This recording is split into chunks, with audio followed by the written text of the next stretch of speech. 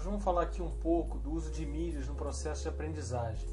Quando a gente fala em diversidade de mídias, a gente faz associação com tecnologia por conta das possibilidades abertas.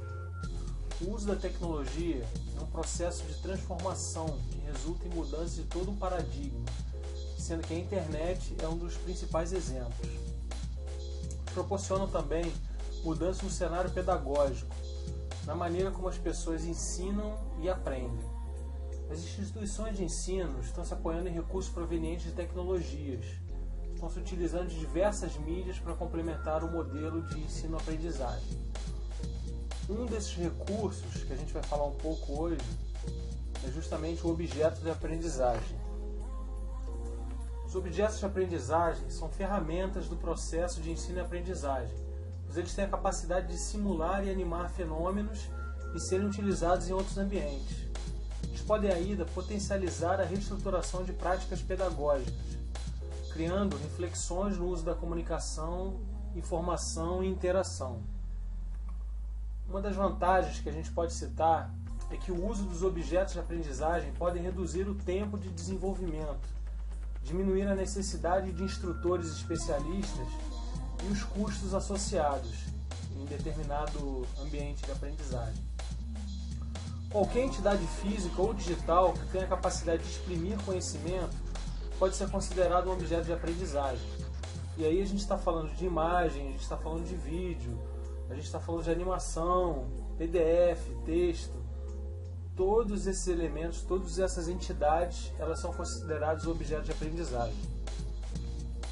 O que a gente chama de recursos educacionais abertos nada mais são do que objetos de aprendizagem que estão em domínio público ou então licenciados de maneira aberta, e assim eles podem ser utilizados, adaptados e redistribuídos por terceiros. Os objetos de aprendizagem são uma aplicação da orientação a objetos no mundo da aprendizagem, comparáveis ao brinquedo Lego, aqueles bloquinhos de encaixar. Eles são pequenos componentes reutilizáveis, ou seja, vídeos, demonstrações, tutoriais, procedimentos, histórias e simulações estão dentro desse contexto. O que a gente tem que ter um entendimento é que se essa metáfora Lego ela corresponde ao real, ao mundo real, né? Porque às vezes a gente tem uma expectativa que não corresponde muito bem com a realidade. Esse termo de objetos de aprendizagem ele foi apresentado por Wayne Hodgins em 1994. Ele também nos apresentou essa metáfora Lego. Em 2002, o David Willey citou algumas limitações dessa metáfora. Ele nos diz que esse sistema explica de maneira muito simples a ideia de que os objetos de aprendizagem são pedaços de instrução que podem ser empilhados em outros, formando uma estrutura maior, podendo ser reusados, reutilizados. Mas essa ideia é muito limitada, pois os blocos de Lego são muito simples e todos são encaixáveis uns nos outros. Os objetos de aprendizagem não compartilham dessa simplicidade. Esses objetos são reutilizáveis, mas a combinação com os outros não é automática, nem simples. Aí o Willey, então, propõe outra metáfora, desta vez utilizando um átomo.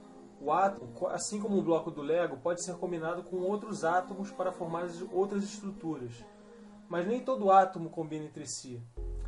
Assim, as estruturas internas dos átomos são determinantes para possibilitar a combinação com outros átomos. Também é necessário um certo nível de conhecimento para se combinar esses átomos. Essa metáfora, então, ela é um pouco mais complexa e ela se adequa melhor à realidade dos objetos de aprendizagem.